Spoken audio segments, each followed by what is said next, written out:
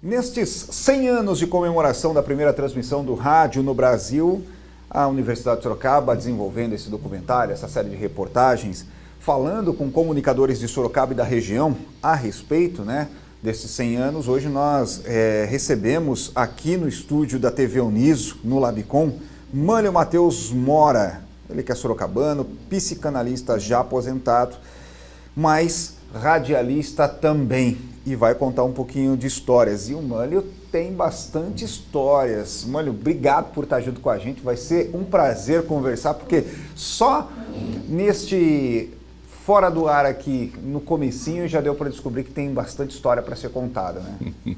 Já demos algumas risadas. Bom, muito obrigado pelo convite. Realmente é uma honra estar numa instituição tão poderosa, até, vamos colocar dessa maneira, aqui em Sorocaba, que é a Uniso. Muito obrigado ao Fernando Negrão pelo convite, ao Luizinho, ao Douglas, que vai ser o meu entrevistador de hoje. É um grande prazer, né? Sempre que a gente puder contar a história da rádio em Sorocaba, e de uma maneira geral também de atividades que existiram em Sorocaba, a gente terá sempre muito prazer com isso. Para a gente começar, então, como é que foi a chegada? O senhor que é psicanalista, e me permita chamá-lo de senhor, psicanalista, como é que foi a sua chegada ao rádio? Bom, o tratamento que você deve usar é você, não o senhor, sabe? Porque o senhor está lá no céu, coitadinho, está lá, quietinho. Perfeito. O seguinte, quando eu era moleque, meu pai era dono do Hotel Vicente, que fica na Souza Pereira, era o maior hotel de Sorocaba. E a gente ia sempre brincar, ou no Jardim do Canhão, que era em frente, ou no Jardim do Rosário, ou na Praça Central. Na Praça Central tinha um serviço de alto-falante, coisa muito antiga. Era um daqueles cones enormes que transmitia, músicas e algumas notícias. Eu era encantado com aquilo, encantado. E eu sempre falava, eu vou trabalhar nesse treco aí, nunca aconteceu. Mais tarde eu vim a conhecer um senhor chamado Lima. Ele morava ali para cima do Trujillo, onde eu moro, numa rua que eu não sei o nome. E ele me mostrou um PX. Rapaz, eu fiquei encantado com aquilo, encantado.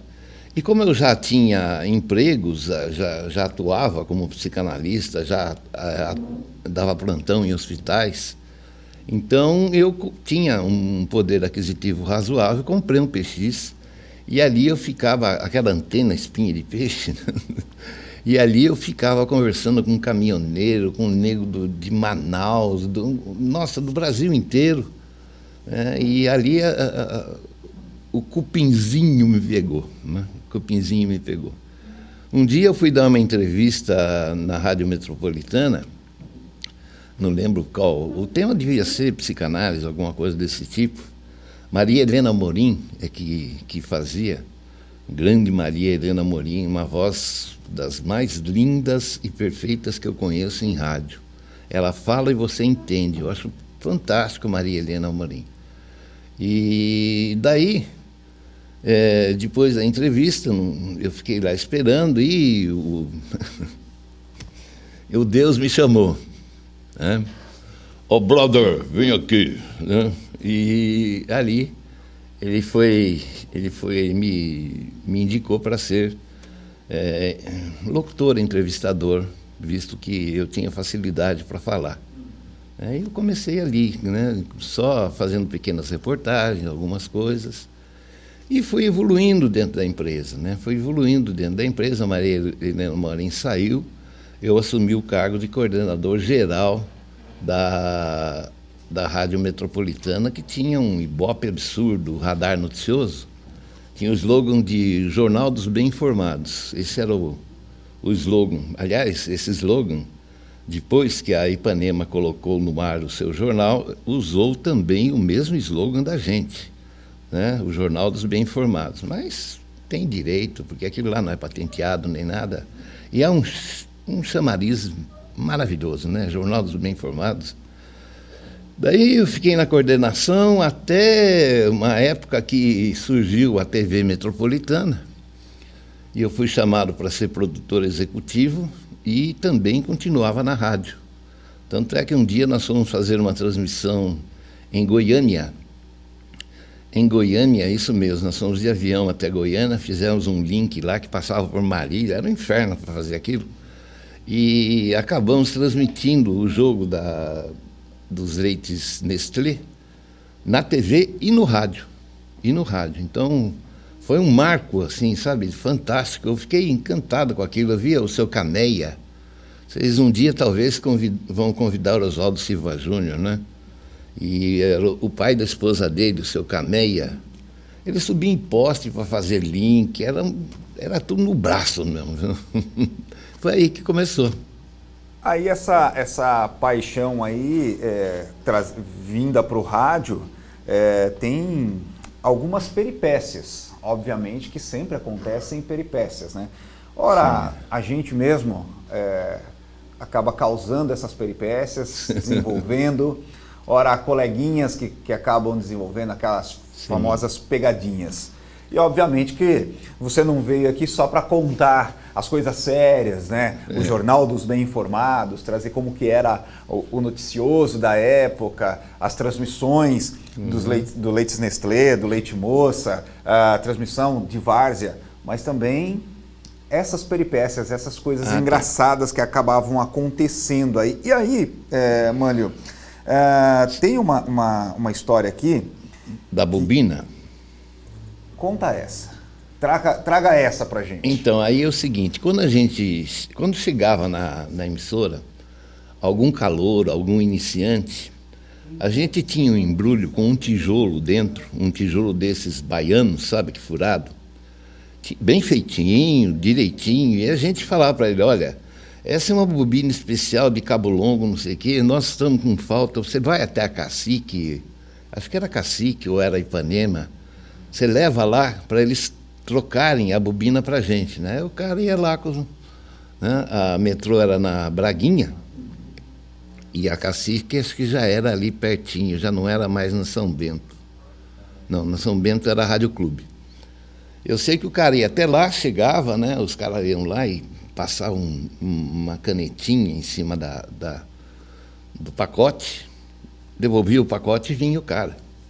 De volta, entregava o pacote, a gente abria o pacote, né? Falava, pô, você trouxe a bobina de cabo curto, nós precisamos de bobina de cabo longo, não tem como adaptar isso aqui.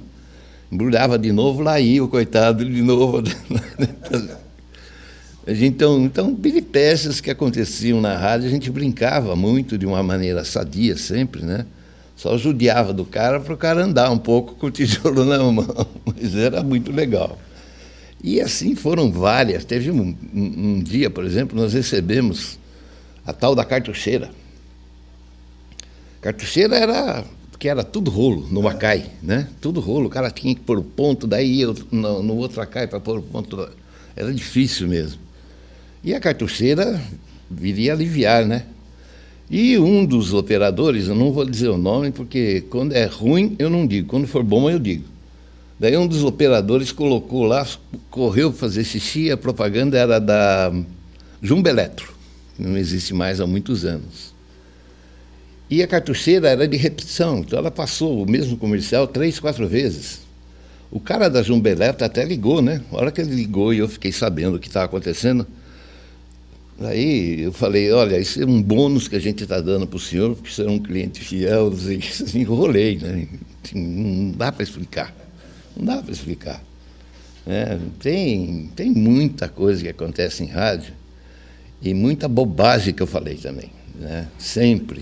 Falar bobagem é minha especialidade. Essas bobagens a gente vai entrar já, até porque a gente já começou com essa história, né, da bobina, essa do Jumbo Eletro, e obviamente a gente vai entrando nessas pegadinhas, essas bobagens que você soltou e que a gente solta, né? O microfone aberto o microfone aberto é para derrubar o locutor realmente, né? Eu só queria lembrar, eu assisti o vídeo do Anderson, né? E o Anderson esqueceu de falar um detalhe muito importante quando ele começou em rádio. Ele contou a história, tudo. Ele começou a falar no tapa. No tapa. Ele sentou em frente ao microfone, estava travado. Eu dei um tapa na costa dele e ele desembestou a falar e não parou até hoje, graças a Deus. Então, o senhor que é o responsável por essa lenda do tapa nas costas? Sim. Do soco nas costas. Não, soco eu nunca dei, dava tapa não era muito forte, né? Que a minha mão é grande. Mânlio, você teve esse início, essa chegada à Rádio Metropolitana, você disse há pouco aí, de um colega que subia no poste para fechar link e tudo mais. O rádio mudou bastante, né, Mânlio? Sim. A gente não pode nem dizer de 50 anos para cá, porque de 50 anos para cá incontáveis as mudanças, né? São incontáveis todas essas mudanças. Sim. Mas nos últimos 20 anos, 25, 30 anos, mudou bastante o rádio, né, Mânlio? Totalmente. Eu, por exemplo, atualmente eu faço um programa numa rádio web, né? Tem lá o slogan, Rádio Web, o futuro da rádio, a rádio do futuro, né? Uhum. Geralmente, porque tem muitos carros que hoje em dia não vêm com rádio, vêm só com Wi-Fi. Uhum. Então, atualmente, o meu programa toda sexta-feira às 11 horas eu faço um resumo das notícias da semana. Eu produzo e eu apresento. E isso é ao vivo, passa pelo Facebook e pelo YouTube. E tem chamadas também no Instagram. Então, é um locutor? É uma rádio? Só que o audiovisual domina hoje em dia. E naquela época, nesse início meados dos anos 80, início dos anos 90, a gente sonhava muito, a gente pensava muito, eu quero falar no rádio, mas eu quero falar para Sorocaba. Vou falar no rádio em Sorocaba, vou falar para a cidade de Sorocaba. Salvo engano, Sorocaba na época devia ter pouco mais de 450 mil, 500 mil habitantes, se muito isso. Não se imaginava que falaria-se hoje para mais de, milhões e milhões de pessoas, não só na região de Sorocaba, mas hoje falando para o mundo. Quer dizer, o mundo inteiro. É uma mudança. E o senhor como psicanalista, aí eu faço uma pergunta ao senhor como psicanalista, como é que dá para avaliar isso? A cabeça de um jovem que está entrando no rádio, que entrou no rádio naquela época, e que vislumbrava falar para Sorocaba, para 450 mil, 500 mil habitantes, falando já para milhões de pessoas. Na época, a Metrô chegou a ter 10 quilos de antena. Era um absurdo. A gente pegava em Sumaré, para lá de Campinas, e lá ele retransmitia para Campinas, que era o foco, né? Sumaré é uma cidade limitada, não sei hoje. Retransmitia com um sinal para Campinas, que era o grande objetivo, né? Grande objetivo. E olha, realmente eu posso entender isso que você falou em termos de rádio da seguinte maneira. O rádio é um grande mistério. Quem está falando no rádio sem ter a TV, né? Sem ter a imagem, você está falando e transmitindo para centenas, milhares de pessoas que nem imaginam como você é. Você pode ser branco, pode ser alto, pode ser negro, pode ser japonês, pode ser o que for, a pessoa que está ouvindo imagina. Em função da voz, né? Quem é aquela pessoa? Cria uma imagem dentro dela. Isso aí é sedutor. Isso aí é o que você falou em termos de psicanálise, o que mais atraía. Porque a gente aprendeu a interpretar algumas pessoas que têm vozeirão, e criar uma imagem, quem está dentro da rádio, cria uma imagem da pessoa que está falando aquilo. E daí um dia a gente estava sentado discutindo, ouvindo uma rádio, se não me engano é a Rádio Eldorado. A Rádio Eldorado era fantástica. E a gente começou a imaginar, e eu não lembro qual era o diretor na época, que pegou as fotos e falou, vocês estão falando que ele é assim, olha como é que ele é, olha como é que ele é. Nós mesmos erramos feio, mesmo sendo do meio rádio. Então, é fantástico essa coisa de você imaginar se a moça é bonita, se a moça é gostosa que está falando, sabe? Isso é fantástico. E o senhor já teve alguma situação dessa? Um ouvinte ou uma ouvinte ouvindo o senhor fazer jornal ou fazer o programa, como o senhor colaborava muito com a Maria Helena e tudo mais, e chegar ouvinte, eu quero conhecer o Mânlio. Aí olhar e falar assim, você é o Mânlio? Não, eu acho que foram poucas ocasiões. O que marcou o meu rosto foi quando eu apresentava pela TV Metropolitana, eu apresentava um programa de esportes, sempre com um convidado, Pedrinho, por exemplo. Pedrinho era figura lá. Então, a partir daí, a TV Metropolitana era uma TV de sinal aberto, não era sinal fechado como tem muitas. E no sinal aberto ela pegava em muitos lugares de Sorocaba, até a Metrô construiu uma antena na Castelinho monstruosa, daí pegava pra caramba, né? Essa antena Arais foi demolida, ela agora está pequenininha. Então daí, muitos lugares que eu ia eu era reconhecido. Na rádio eu me lembro só de uma ocasião que eu estava subindo no elevador da Braguinha, e um dos moradores lá falou assim, eu escutei sua voz, se apresenta lá. Eu falei, sim, muito obrigado, prazer, blá. O que eu me lembro foi só essa situação. Pouca gente foi assim, curioso, né? Principalmente porque eu não falava muito, eu era um tipo de poita. Quando ia para a rádio era poita, não era âncora, porque eu não tinha capacidade para ser um âncora. Então era poita é aquela que você joga no rio, né? Você sabe melhor que eu. E de vez em quando eu dava lá umas pitacas, fazia alguma situação para analisar a notícia. Então eu falava pouco, minha função mesmo era coordenar tudo aquilo, para que aquilo funcionasse direitinho. Você chegou na Rádio Ipanema para trabalhar nessa parte da coordenação. Não, nunca fui na Ipanema. Não. Quem foi, acho que foi a Maria Helena. Eu nunca cheguei na Ipanema, apesar de, no tempo, eu era diretor da ASE, Associação Sorocabana de Imprensa, que ficava lá no Trujillo, e houve uma reeleição, então duas chapas fortes concorrendo, e o Kiko, né, o Kiko Palhato, foi lá dar apoio para a gente. Se mostrou na ocasião ser um cara fiel e bem ordenado naquilo que ele falava. E assim foi, a ASE, até que ela foi vendida, acho que no ano passado, ou retrasado, e lá virou um estacionamento. E ASE, que eu saiba, não existe mais, infelizmente. Tá. Bom, vamos lá. Aí, durante a sua carreira, durante toda essa passagem, a gente volta um pouquinho nas peripécias. E como diz o outro, pergunta sobre assuntos mais divertidos. Então agora é a hora da gente começar a rir um pouquinho, pensar um pouquinho, lembrar um pouquinho daquelas situações. Que história é essa? Você matou o Chico Xavier antes da hora. É verdade. Um diretor, conforme eu disse, né, quando é coisa contra eu não falo o nome. Quando o Anderson Santos eu falo o nome, porque foi uma coisa bonita, favorável. O cara que derrubou a rádio lá com 4, 5 coisas, também não digo o nome, né?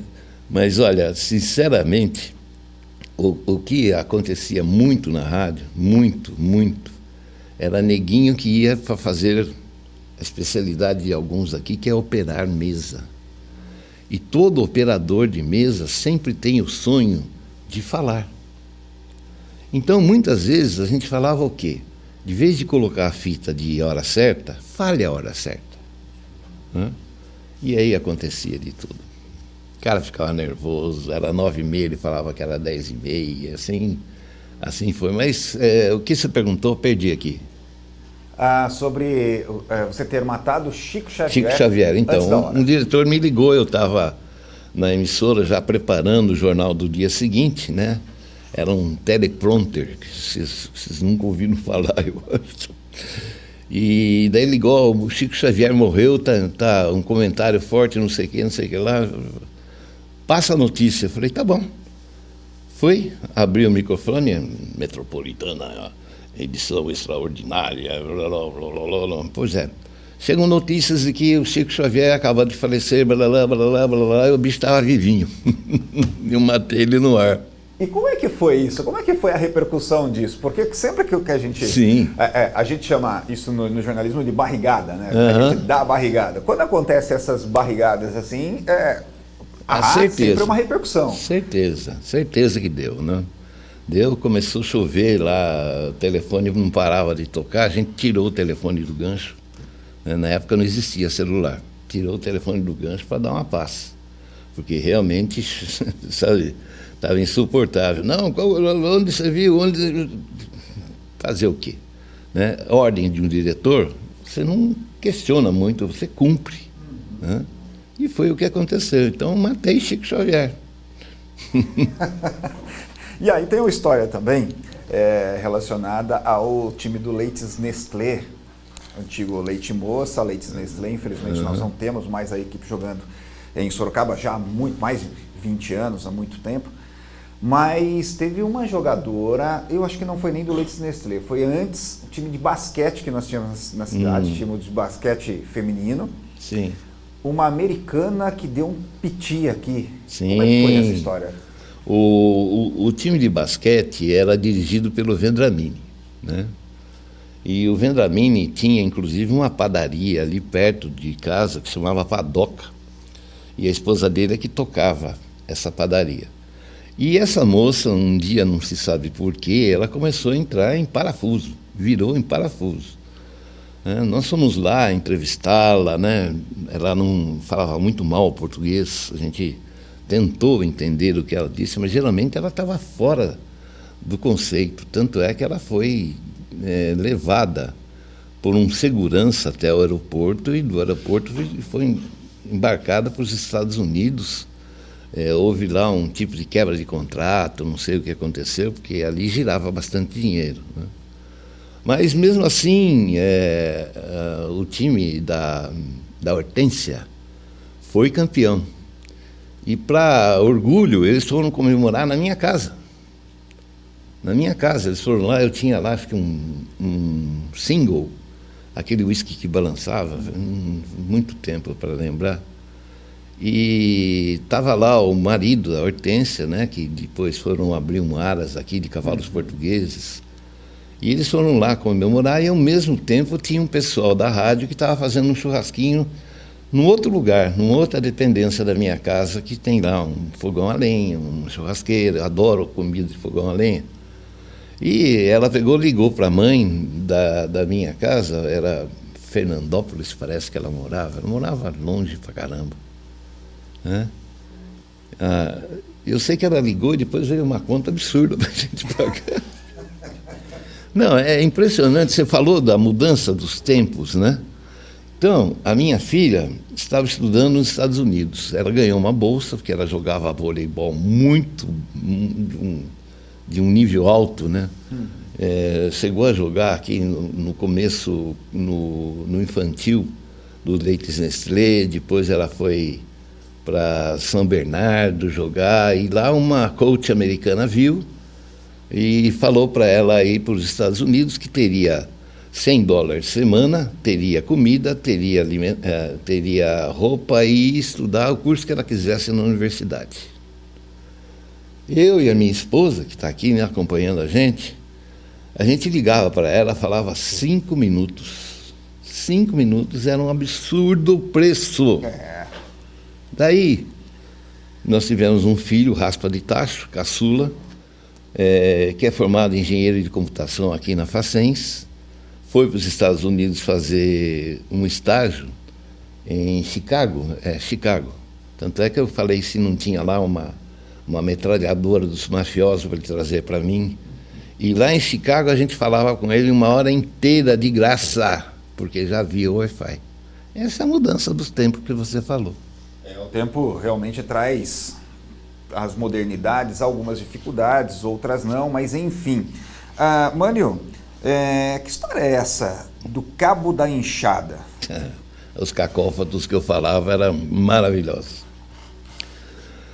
Estava numa reportagem num sítio, né? E eu falei da beleza que é os caras pegando no Cabo da Enxada para, né, É claro que vocês aí são pessoas inteligentes que estão ouvindo, sabem o que quer dizer cabundeixada, né? Não precisa falar. A outra, também no sítio, eu falei, nossa, que maravilha, né? Esse burro do sertão. Coisas depois que você vai pensar, mas já saiu. Já não tem mais como consertar, né? Outra foi um diretor, que também não vou falar o nome, ele falou, nós precisamos de um laboratório aqui. Nós precisamos saber a repercussão da nossa audiência. Tudo bem, daí eu fui na casa de uma senhora que tinha lá 12 ou 15 cachorros. Ele falou, você não vai falar cachorro, você vai falar cachorros. Eu falei, pô, vai me queimar. Ele falou, não, liga para isso. Fui lá, então aqui tem cachorros assim, e é cachorros lá. Ele conseguiu mensurar a quantidade de ouvintes que a gente tinha, porque o que veio de bronca, meu amigo. Isso é uma coisa que chama bastante atenção, né? Que ainda hoje a gente vê essa ressonância do rádio de uma forma geral. Mas nessa época, como a gente citou, né, dados de anos 80, anos 90, essa ressonância era muito maior. Porque a audiência de rádio era muito maior. Nessa época, tudo que se falava no rádio era aquela coisa assim, eu ouvi uma informação qualquer, é verdade, eu ouvi no rádio, é verdade, deu no rádio. Quer dizer, essa ressonância era muito maior. E o retorno também era muito maior, né? Sem dúvida. Todo mundo tinha rádio no carro. Todo mundo ouvia rádio no carro. E o Jornal da Manhã, né, que era o que acontecia das 6 até as 9, todo mundo que ia para o trabalho estava ouvindo, ou inteiramente ou em partes, né? Porque geralmente a audiência de rádio ela é cíclica. Tem um que escuta 5 minutos, outro 10, assim, vai indo. Mas tudo o que acontecia, as senhoras tinham lá, iam lavar a roupinha dela lá no tanque e tinha um radinho do lado. Era impressionante, a televisão era muito pouco. Se eu não me engano, a TV colorida foi instituída em 1950. E pouca gente tinha poder aquisitivo para comprar, porque a TV que não era colorida, não sei se você vai lembrar, porque você é jovem, mas ela tinha um plástico na frente, que era azul para mostrar o céu, verde para mostrar o mato e marrom para mostrar o chão. Então aquilo era TV colorida, que era o branco e preto, passava para a TV colorida. Olha sabe como é rústico, como é antigo, como é fantástico. E quem não ficava em frente da televisão, ficava no rádio. Nessas histórias, nessas peripécias aí que acontecem, às vezes com os cacófagos, né, os cacos do locutor, e algumas brincadeiras e tudo mais, sempre acontece uma que a gente recorda e dá muita risada. E quando se lembra, se dá muita risada. Quer dizer que o senhor operou 17 vezes, aliás, 17 não, 14 vezes, fez 14 circuncisões. Como serviço militar. Uma só. Minha esposa está até rindo. Uma só já. Não, 14ª circunscrição do serviço militar. É o tiro de guerra, é os carinhas que vão no desfile agora, dia 12, dia 15. 15 vai ter desfile, né? E eles certamente estarão lá. O meu filho serviu, eu não servi porque eu já disse que eu morava no hotel.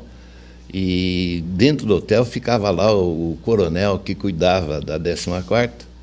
E ele jogava baralho com meu pai, conversava com meu pai, e ele falou, o que você quer fazer com seu filho? Está fazendo aí 18 anos? Falei, não, quero que sirva sim, meu pai falou, né? Meu pai é húngaro, já viu, né? Linha dura. E daí o que aconteceu, eu ouvi essa conversa, eu fiz um regime daqueles de matar o guarda, cheguei lá, parecia um palito, e fui dispensado. Na época a dispensa era X vermelho que fazia no peito dos caras, e assim, né? E assim você vê, circunscrição do serviço militar, e saiu circuncisão do serviço militar. São absurdos que acontecem, porque rádio mesmo, foi quando a gente estava na Cacique e depois na 365, fazendo o programa, o Ringo já esteve aqui, né? Já. O Ringo comandava um programa, era eu, Ringo, Sérgio Marvadão. A gente fazia um programa de 3 horas no sábado, 3 horas no domingo, na Rádio Cacique, Estação Brasil. E não tinha uma linha de pauta. Nada. Fomos para 365, que é a Rádio Web, fantástica rádio, né? O equipamento da Rádio Web é deles. 365 é absurdo. Pichochó que comanda, agora ele foi para São Paulo. Exato. E a gente fazia o programa lá, deu um ibope para a rádio maravilhoso. E não tinha uma linha. Lá na 365 a gente tinha um monte de convidados, a Solange Sol. Nós tínhamos o Beto Hora, que fazia imitações. Tem olha, uma lista de convidados maravilhosa, mas o trio estava lá, de novo. Eu lembro de um dia que a gente estava começando o programa na Cacique. A Cacique era afiliada da Band na época. E antes de entrar no ar, o que a gente vai falar hoje, hein? Não tem assunto. Vamos falar de gordo? Vamos. Falamos 3 horas sobre gordo. Caramba! Foi a maravilha do mundo, foi esse programa. Sem pauta, tudo no improviso, tudo na paulada. Tinha o DJ da Mata, na época, também, que ajudava bastante a gente. E assim ia, tinha uma musiquinha. Ele colocava sempre músicas brasileiras de alta qualidade. Né? Fazia questão de pôr músicas, sabe, de altíssima qualidade da MPB brasileira. Então aquilo lá enchia o tempo, alguma coisa, mas a gente fazia e dava risada, era um prazer. Eu não ganhava um tostão. Mas o prazer de fazer aquele programa superou tudo o que eu fiz na minha vida em termos de rádio. Que legal. Mânio, me conta um pouquinho, a gente está caminhando para o final já do bate-papo, mas obviamente o futebol varziano, eu sei que você gosta muito do futebol varziano. Eu não sou sorocabano nato, mas eu gosto muito do futebol varziano de Sorocaba. São dois que eu gosto muito, obviamente não tenho visto, não tenho tido mais informação, que é o Desafio ao Galo, disputado em São Paulo, e o varziano em Sorocaba, uma das paixões que a gente tem. E você trabalhou durante muito tempo como repórter no futebol varziano. Isso. Trabalhou muito tempo com o Falinha e tudo mais. Como é que era trabalhar, fazer transmissão esportiva do futebol varziano? Para muitos, futebol varziano não merecia todo esse destaque, mas para pessoas como você, pessoas como o Falinha, e dentre outros tantos que passaram por aqui... Macarrão, a TV Metropolitana... transmitiu durante muito tempo, Timão do Povo também transmitiu durante muito tempo. Como é que foi transmitir o futebol varziano? Era muito gostoso. Olha, para você ter uma ideia, hoje nós temos 400 times varzianos em Sorocaba. Alô, você candidato a deputado, vai visitar para você ganhar a eleição. É o único jeito, 400 times, você imagina. Né? Sem contar dirigente, só de jogador tem uns 20. Bom, o que acontecia na várzea era muito gostoso, porque reunia famílias, reuniam pessoas, raramente existia uma briga. Era um jogo de futebol onde tinha uns malaco-baco que não sabia chutar a bola, mas também tinha craque. Muitos craques que eram profissionais. Daí iam para times da várzea que tinham poder aquisitivo e pagavam para esse suposto amador, né, por baixo do pano, pagavam para ele jogar pelo time. E ali a gente fez milhares de transmissão. Era o Flávio Moraes e não me lembro agora quem que acompanhava o Flávio Moraes. O Flávio Moraes era um grandão de olho azul, um locutor muito bom mesmo. E sempre eu tinha que falar, sempre, né? Tá indo a bola pela esquerda, não sei o quê. O que aconteceu? Aconteceu que ele tropeçou no barranco, sabe? E a história de transmitir sem usar... Um repórter, quando vai fazer alguma coisa ao vivo, precisa do fone, precisa do retorno. E você fez transmissão sem fone de ouvido, como repórter. Como é que era essa comunicação entre você? Você não conhece a tecnologia do dedão, sabe? O fone era num cabo comprido, lá no SIC, por exemplo, né? Várias vezes o cabo ia até lá ao campo e eu podia transitar ali pela área, né?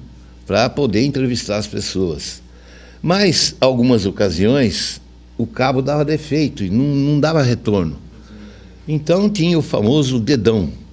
Ele estava falando, daqui a um pouco eu ficava olhando para cima, para a cabine, e ele, pum, apontava o dedão, quer dizer, é a sua hora de falar, e eu falava. E daí é claro que o retorno para eles, né, era fácil. Eu falava, é com vocês. Daí eles continuavam, né? Mas fiz muito isso. Hoje em dia, por exemplo, no programa da Rádio Cidade Legal, eu dispensei o fone. Dispensei o fone. Tem lá um retorno baixinho, mas tem. E eu toco o programa agora totalmente sem fone.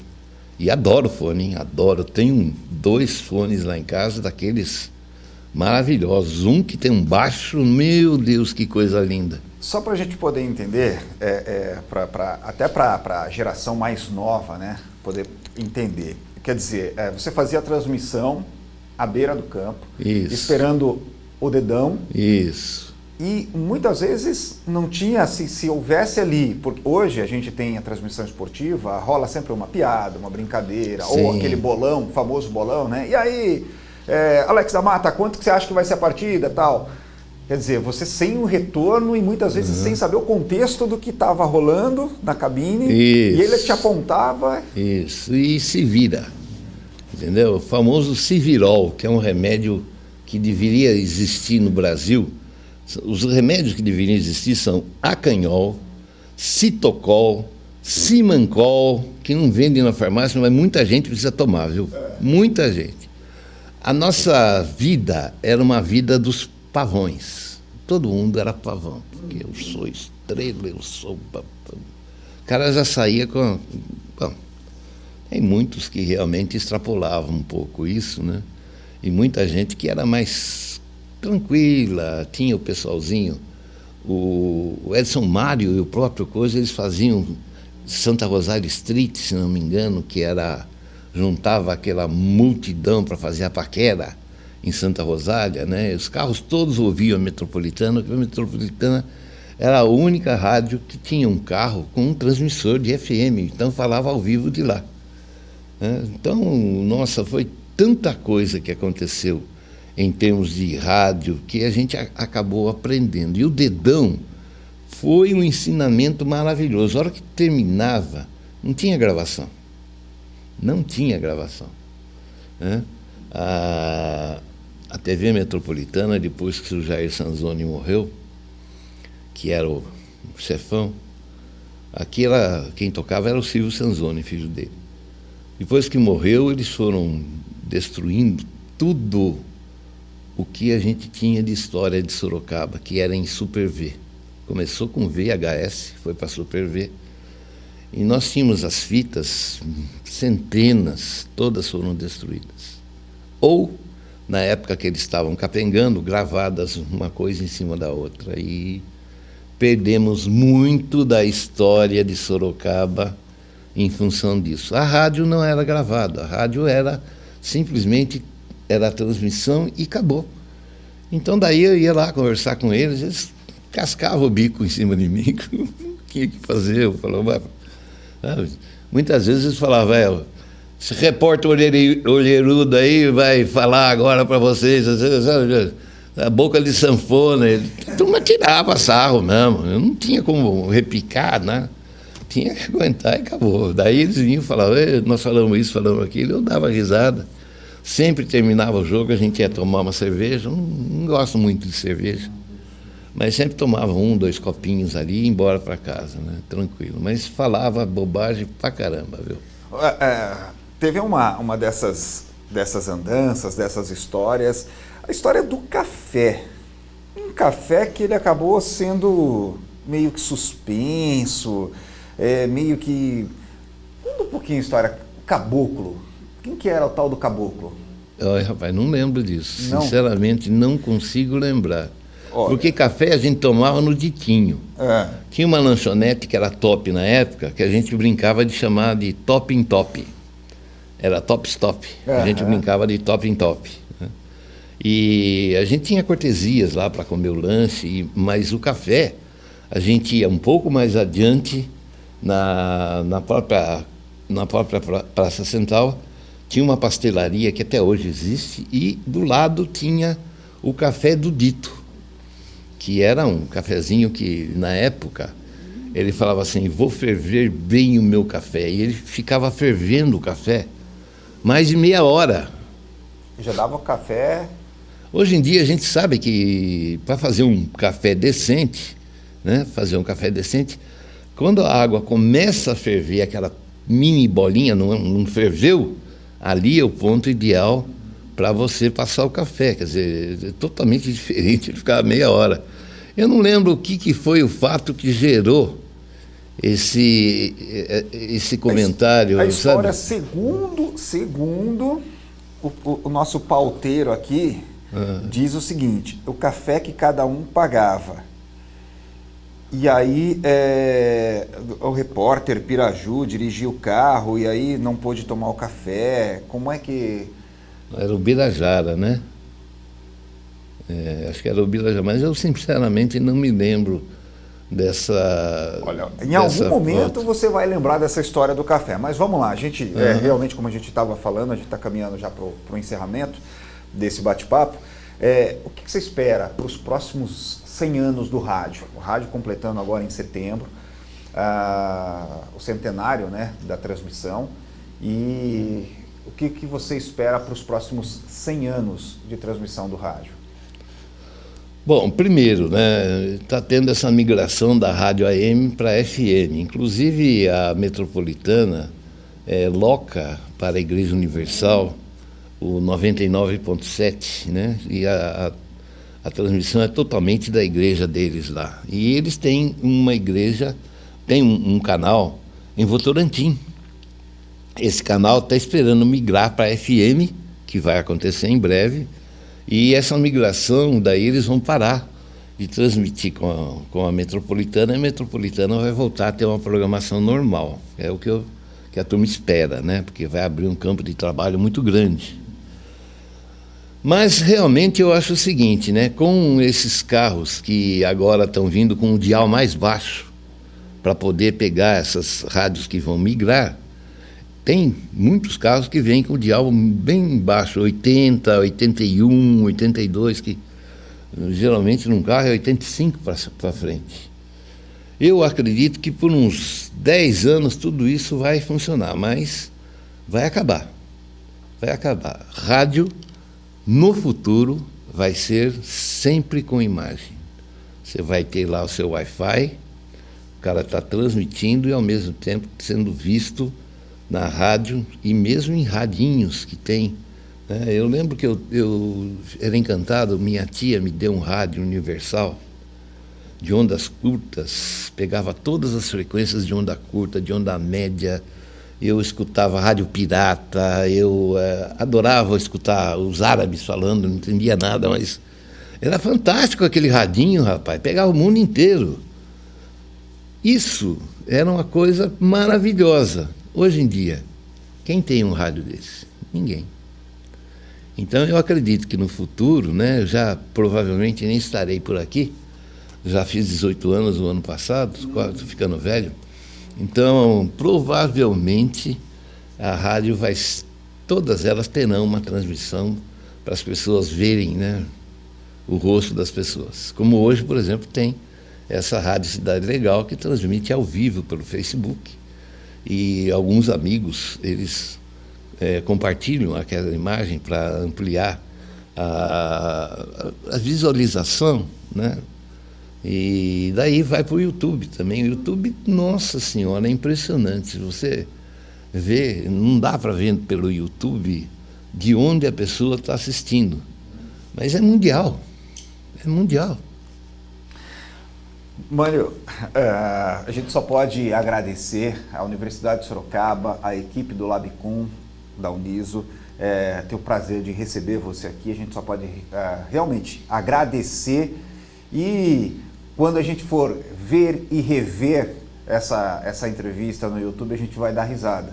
Com a morte do Chico Xavier, né? Obviamente hoje que esteja em um bom lugar, o Cabo da Enxada, o Burro do Sertão, enfim, algumas histórias aí que foram contadas. Obrigado mais uma vez e até uma próxima. Tem muita história que eu realmente não consigo mais lembrar. Eu estou muito focado em produzir e apresentar um programa, então eu fico praticamente a semana inteira, né, varrendo notícias. E eu só quero dizer o seguinte, foi um prazer estar aqui, contar um pouco da minha história dentro do rádio, poder passar para vocês um pouco do que é ou do que era a rádio anteriormente. Então, muito obrigado a todos vocês, ao Niso, esse maravilhoso centro que tem aqui. Olha que impressionante, vocês têm instrumento aqui para puxar a vida, viu? Impressionante. E eu queria fazer um pedido, se eu posso. Peça. Peguem fotos dos narradores, locutores que já foram, que já estão em outro lugar. Coloque uma pequena historinha do que ele fez e faça um programa só desses falecidos. Eu sei que tem uma aqui com o Sérgio Coelho, né? Que fala a respeito de rádio. Mas eu acharia muito interessante deixar essa homenagem para o futuro, para as pessoas conhecerem quem foi, o que fez. Uma fotinha, um trechinho. Dá para fazer um programa de 1 hora aqui? Dá para fazer de uns 20, 30. É uma sugestão. Não, inclusive a produção já está me soprando no ouvido aqui que isso já está em produção. Que na maravilha. verdade a lembrança, e é legal, muito bacana você tocar nesse assunto, que a gente tem a oportunidade de dizer, né, que a lembrança é para todos. Isso. É para aqueles que ainda estão conosco aqui, que ainda estão em vida, que possam falar, que falem das suas histórias, mas a lembrança realmente e a ideia é que nós possamos trazer lembranças daqueles que já partiram, mas que fizeram deste veículo, que é ainda é o principal companheiro da dona de casa, do motorista, enfim, é o principal companheiro que é o rádio. Tem muita história, tem muito personagem legal e isso tudo já está em produção. Então, em breve a gente vai ver como... Inclusive eu lembrei, o companheiro do Flávio Moraes era o Jurandir Matheus. Jurandir Matheus. Um grande nome da comunicação. Bem, então é isso. Muito obrigado, né? Agradeço realmente, fiquei orgulhoso de poder participar. Eu acho que, fora o Desidério, eu sou o mais velho que tem rádio em atividade. Mas, não, o senhor falou que acabou de fazer 18 anos, está ainda na... Eu só queria fazer uma coisa para agradecer. Parabéns, muito obrigado. Parabéns. Para o senhor, o senhor merece. Obrigado mais uma vez. Senhoras e senhores, Mânio Mora, falando um pouquinho das histórias que o rádio não contou aqui nos 100 anos desse documentário especial produzido pela TV Uniso. Obrigado mais uma vez. Até lá. Até a próxima.